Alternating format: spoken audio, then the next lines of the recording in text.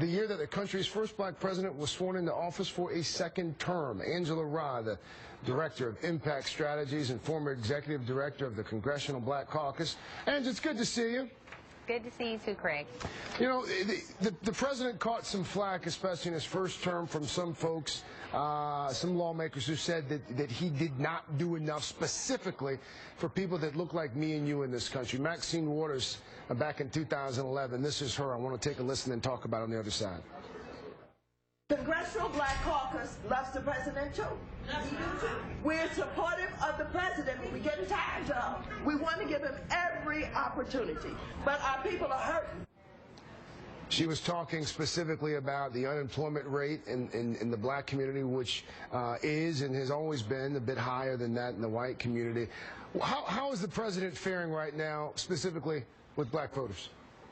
Well, with this past election, Craig, we saw over 90% of African Americans supporting the president. I think that our community certainly believes that the president, it was better than the alternative at that time. And I think that, to the Congressman's point that you just played, you know, African American unemployment is still double the national average, and we have to do some things that are very targeted to ensure that our communities move forward. Things like what?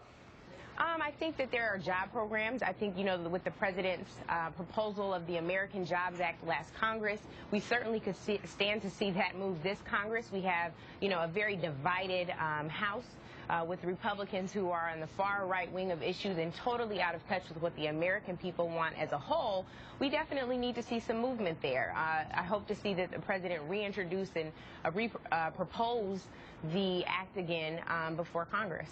Tomorrow, of course, Rosa Parks' birthday. She would have turned 100.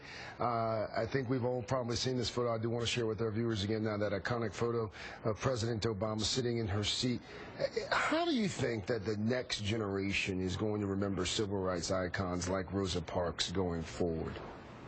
Well, I think part of the onus is upon us to tell history with facts that are reflective of these great legacies, of these heroes and sheroes.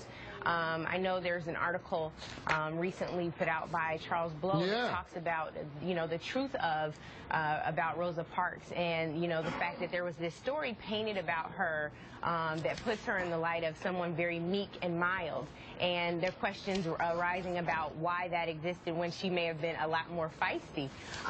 And I think the fact of the matter is people expect, especially during that time, expect women to be more meek and mild, more kindergarten teacher style than revolutionary. Angela Rye, always good to see you. Thank you. Likewise.